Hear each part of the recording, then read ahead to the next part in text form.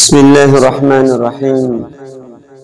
إن الحمد لله نحمده ونستعينه ونستغفره ونعوذ بالله من شرور أنفسنا ومن سيئات أعمالنا. من يهده الله فلا مضل له ومن يضلله فلا هادي له. أشهد أن لا إله إلا الله وحده لا شريك له وأشهد أن محمدا عبده ورسوله لا نبي بعده. اللهم صل وسلم على نبينا محمد وعلى آله وأزواجه وذرياته ومن تبعهم بإحسان إلى يوم الدين. قال الله تعالى في كتابه الكريم بعده: أعوذ بالله من الشيطان الرجيم. يا أيها الذين آمنوا اتقوا الله حق تقاته ولا تموتن إلا وأنتم مسلمون. وقال أيضا: يا أيها الناس اتقوا ربكم الذي خلقكم من نفس واحدة وخلق منها زوجها وبث منهما رجالا كثيرا ونساء واتقوا الله الذي تساءلون به والأرحام إن الله كان عليكم رقيبا. يا أيها الذين آمنوا اتقوا الله وقولوا قولا سديدا يصلح لكم أعمالكم ويغفر لكم ذنوبكم ومن يطع الله ورسوله فقد فاز فوزا عظيما. أما بعد، فإن أصدق الحديث كتاب الله وخير الهدي هدي محمد صلى الله عليه وسلم وشر الأمور محدثاتها فإن كل محدثة بدعة وكل بدعة ضلالة وكل ضلالة في النار أو كما قال النبي صلى الله عليه وسلم. Baik, kita lanjutkan pembacaan kitab Ad-Da'u wad-Dawa karya Al-Imam Ibnul Qayyim Al-Jauziyah rahimahullahu ta'ala, masih menyebutkan tentang dampak buruk daripada dosa ataupun maksiat kepada Allah Subhanahu wa ta'ala. Di antara dampak buruk daripada dosa dan maksiat kepada Allah Azza wa Jalla, maka dosa dan maksiat ini akan mewariskan kehinaan. Dosa dan maksiat yang dilakukan oleh seorang hamba ini akan mewariskan kehinaan, wala budda, dan ini pasti. Fa innal izza kullul izzi fi ta'atillah ta'ala. Kata al-Imam Ibnul Qayyim rahimahullahu ta'ala, karena sebenar-benar kemuliaan hanyalah terdapat dalam ketaatan kepada Allah Azza wa Jal. Karena Allah Subhanahu wa ta'ala berfirman, "Man kana yuridul izzata falillahil izzatu jami'a." Barang siapa yang menghendaki kemuliaan, maka ketahuilah kemuliaan itu semuanya milik Allah Subhanahu wa ta'ala. Ay falyatlubuha bi ta'atillah fa innahu la yajiduha illa fi ta'atihi. Artinya, carilah kemuliaan dengan mentaati Allah Subhanahu wa ta'ala. Karena seseorang tidak akan mendapatkan kemuliaan kecuali dengan mentaati Allah Subhanahu wa ta'ala. Wa kana min du'ai ba'di salaf dahulu sebagian salaf berdoa, sebagian ulama salaf berdoa kepada Allah Subhanahu wa taala. Apa doanya? Allahumma a'izzi bi ta'atika wa la tudhillani bi ma'siyatika. Ya Allah, muliakanlah diriku dengan mentaatimu, wala tudhillani bi ma'siyatik, dan jangan hinakan diriku dengan bermaksiat kepadamu. Qala Hasan Al-Basri rahimahullahu ta'ala, berkata Hasan Al-Basri rahimahullahu ta'ala, beliau waktu itu kata beliau, meskipun hentakan kaki bighal itu adalah sejenis apa? Sejenis keledai ataupun sejenis kuda. Mereka mengeluarkan seandainya ataupun meskipun hentakan kaki bighal mereka mengeluarkan suara yang gemerincing, suara yang sangat keras, dan juga kuda-kuda mereka berlari kencang, namun kehinaan maksiat tetap bersarang di hati mereka. Allah pasti menghinakan orang-orang yang mendurhakai Allah Subhanahu wa taala. Apa kata Hasan Al-Basri rahimahullahu taala? Bahwasanya kehinaan maksiat pasti Allah akan menghinakan orang-orang yang mendurhakainya, orang-orang yang bermaksiat kepadanya. Qala Abdullah bin Mubarak, telah berkata Abdullah bin Mubarak, apa kata beliau? Ra'aitu dzunuba tumitul qulub wa qad yurithu dhulla idmanuha wa tarku dzunubi hayatul qulub wa khairun li nafsika isyanuha wa hal afsada ad-din illa al-muluk wa ajbaru su'in wa ruhbanuha. Aku melihat bahwasanya dosa-dosa itu dapat memadamkan hati, akan memadamkan cahaya hati, akan mematikan hati. Aku perhatikan dosa-dosa itu akan mematikan hati, dan kecanduan dengannya, keterpautan dengannya, dengan dosa dan maksiat kepada Allah, maka ini merupakan kehinaan. Sedangkan wa tarku dzunubi hayatul qulub, sedangkan meninggalkan dosa dan maksiat, maka ini adalah kehidupan bagi hati. Wa khairul li nafsika isyanuha, maka lebih baik bagimu mendurhakai kemaksiatan, meninggalkan, menjaga diri dari berbagai macam dosa dan maksiat, lalu tinggalkan. Bukankah yang merusak agama adalah para raja, para ulama yang buruk, serta para pendetanya? Maka di antara ucapan Abdullah bin Mubarak, beliau mengatakan bahwasanya dosa-dosa itu dapat mematikan hati, dapat mematikan cahaya hati. Kalau hatinya sudah tidak bercahaya, maka sulit dia akan menerima kebenaran.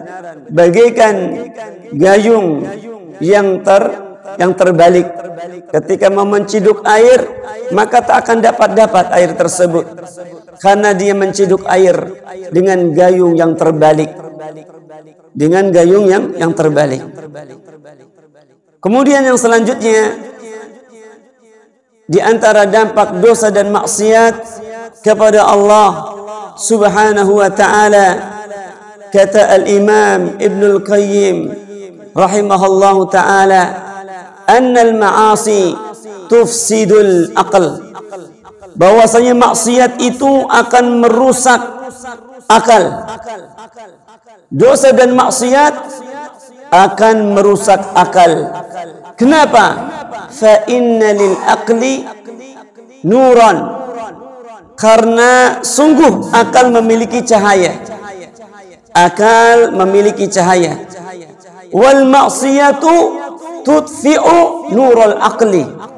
Sedangkan dosa dan maksiat ini akan mematikan, akan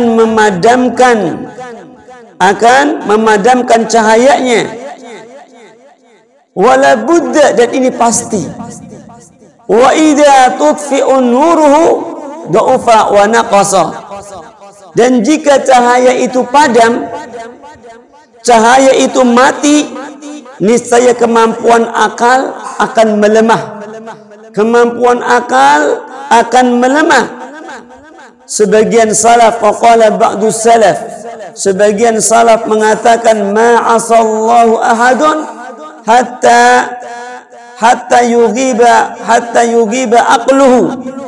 Tidaklah seorang yang bermaksiat kepada Allah melainkan akalnya hilang. Tidaklah seorang bermaksiat kepada Allah kecuali apa? Akalnya hilang. Wa hadza zahir. Dan ini sangat jelas.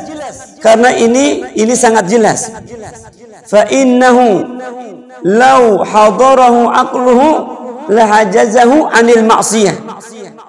Karena apabila akal seorang itu sehat, pastilah ia akan mencegah pelaku maksiat dari maksiatnya. Dia akan melawan, akan menepis hawa nafsu yang mengajak kepada maksiat tersebut. Andai kata akalnya sehat. Dan akal manusia wahia fi qabdatir Rabbi Ta'ala wa tahta qahrihi.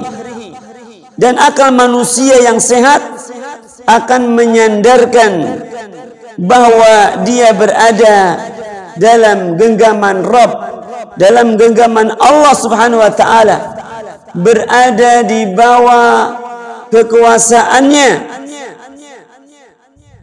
Wa huwa mutalli'un alaih, wa fi darihi wa ala basatihi. Berada di bawah kekuasaan Allah di dalam negeri dan buminya, karena kita berpijak di bumi Allah Subhanahu wa Ta'ala, dan kita akan diawasi oleh Allah Subhanahu wa Ta'ala, dan para malaikat melihat serta bertindak sebagai saksinya. Di sana ada malaikat raqib, di sana ada malaikat atid yang setiap saat melakukan kesalahan, setiap melakukan kebaikan akan dicatat. Melakukan kebaikan akan dicatat oleh malaikat raqib, melakukan keburukan, dosa dan maksiat dicatat itu oleh siapa? Oleh malaikat atid. Maka peringatan di dalam Al-Qur'anul Karim, peringatan wawa'idul Qur'an yanhahu, peringatan Al-Quran, iman, kemudian kematian dan neraka, turut mencegah seorang yang berakal sehat dari kemaksiatan. Jadi mampu dia menahan diri dari dosa dan maksiat tersebut.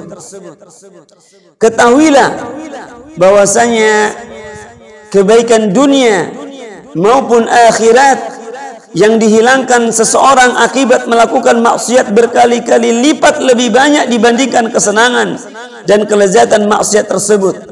Satu maksiat yang ia lakukan, mungkin dalam satu waktu dia senang, akan tapi di sana berbagai macam kelezatan, kenikmatan, kebahagiaan, semuanya sirna. Semuanya sirna. Apakah pemilik akal yang waras akan meremehkan semua ini? Tentu tidak. Dia akan berusaha menahan hawa nafsunya, dari ajakan-ajakan syaitan yang menjerumuskan ke dalam jurang dosa dan maksiat. Kemudian selanjutnya, di antara dampak buruk daripada dosa dan maksiat, bahwasanya dosa dan maksiat itu al-ma'asi tutabbi'u ala qalbi sahibiha. Maksiat itu akan mengunci mati hati pelakunya. Na'udzubillah.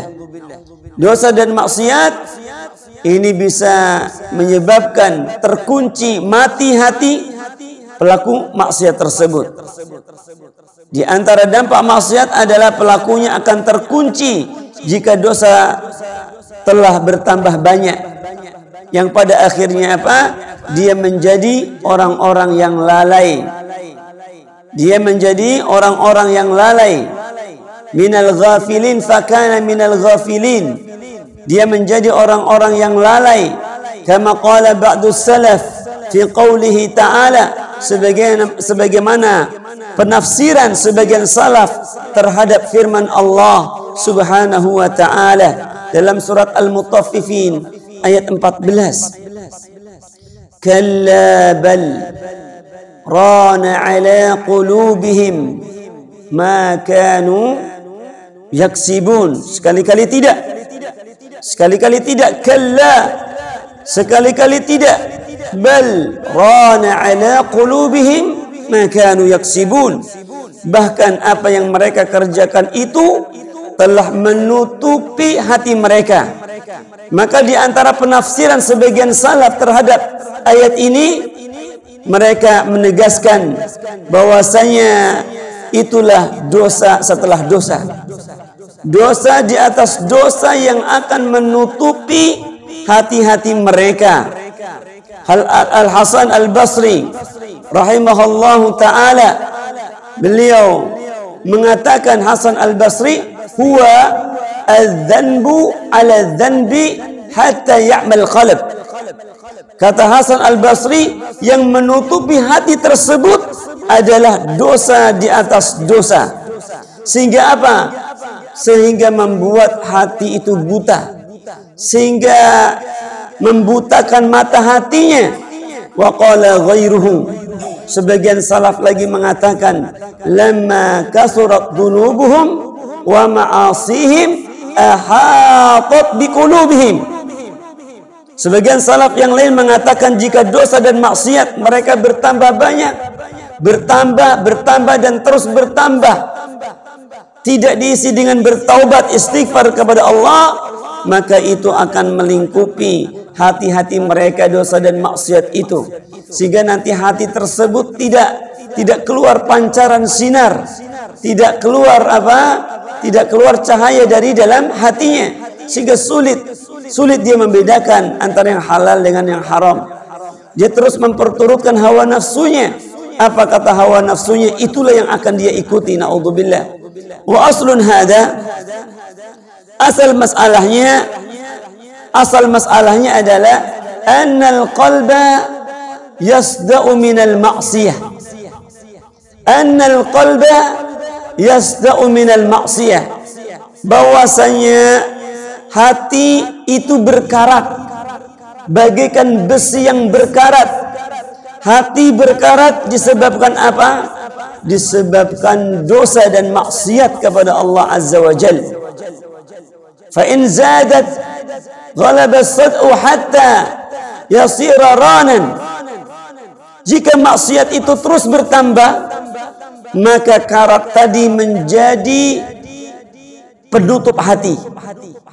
Jika dosa dan maksiat itu semakin bertambah setiap harinya, tidak ia bersihkan dengan taubat, tidak ia bersihkan dengan istighfar kepada Allah Azza wa Jal, maka karat tersebut akan menjadi penutup hatinya. Thumma yaghlibu hatta yasira tab'an wa qaflan wa khatman. Fayusirul qalb fi ghashawatin wa ghilafin. Maka tutupan tersebut semakin lama semakin bertambah hingga akhirnya hati tertutupi, hati terkunci, hati tergembok. Maka apabila faida hasala lahu dzalika ba'da al-huda wal basira intakasa fasara a'lahu asfalahu fahina idin yatawallahu aduwuhu. Maka jika hal ini terjadi setelah adanya petunjuk dan pengetahuan, dia sudah terang baginya hidayah, sudah terang baginya petunjuk, akan tetapi dia terus melakukan dosa dan maksiat tersebut kepada Allah Subhanahu wa taala, maka hati menjadi terbalik, bagian atasnya menjadi bagian bawah. Maka pada saat itu musuhnya akan menguasai dan menggiringnya sesuka hati. Apa kata hati? Dia perturutkan hawa nafsunya, menuruti ajakan-ajakan syaitan untuk berbuat dosa dan maksiat kepada Allah Subhanahu wa taala. Kenapa? Karena hatinya telah terkunci, hatinya telah tergembok, hatinya telah tertutupi, sehingga apa kata hatinya, ajakan kata hatinya untuk melakukan dosa dan maksiat, dia perturutkan. Inilah dampak daripada dosa dan maksiat kepada Allah, membuat hati itu mati, membuat hati itu terkunci. Kemudian yang berikutnya, di antara dampak buruk dosa dan maksiat kepada Allah Subhanahu wa taala, dan apa yang dikatakan oleh Al-Imam Ibnul Qayyim Al-Jauziyah rahimahullahu taala, ini benar akan adanya, baik itu yang dialami oleh kita sendiri atau dialami oleh orang lain. Kemudian selanjutnya, di antara dampak buruk daripada dosa dan maksiat kepada Allah Subhanahu wa taala, al-ma'asi mujibatun lil-la'nah. Maksiat kepada Allah Subhanahu wa taala akan mendatangkan laknat. Laknat itu adalah dijauhkan, diusir dari apa? Dari rahmah, dari kasih sayang Allah Subhanahu wa taala, menjadi orang-orang yang dibenci oleh Allah Subhanahu wa taala. Anna dhunub tudkhilul 'abda tahta la'nati Rasulillah sallallahu alaihi wasallam. Fa innahu la'ana 'ala ma'asin wa ghayruha akbaru minha. Fa hiya awla bidukhuli fa'iliha tahta al-la'nah. Di antara dampak kemaksiatan ialah memasukkan pelakunya ke dalam laknat Rasulullah sallallahu alaihi wasallam. Beliau sallallahu alaihi wasallam melaknat sejumlah perbuatan maksiat, sementara itu terhadap perkara-perkara lain yang lebih besar daripadanya, maka para pelakunya layak mendapatkan laknat. Semakin dia terus berbuat dosa dan maksiat tak henti-hentinya, maka ia akan mendapatkan laknat Rasulullah sallallahu alaihi wasallam.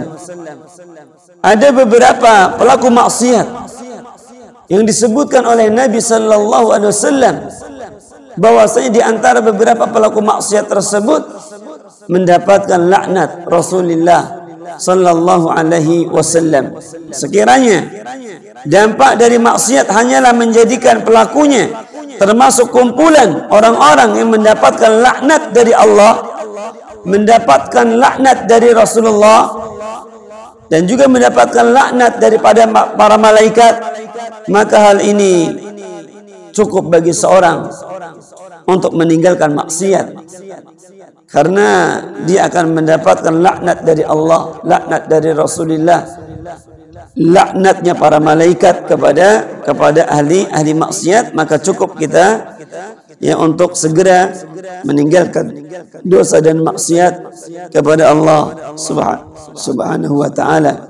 Ini yang dapat kita sampaikan. Insyaallah kita lanjutkan pada dampak-dampak buruk yang lainnya, seperti dosa dan maksiat itu menjadi penyebab terhalangnya doa Rasulullah SAW dan juga doanya para malaikat dengan sebab dosa dan maksiat yang kita lakukan.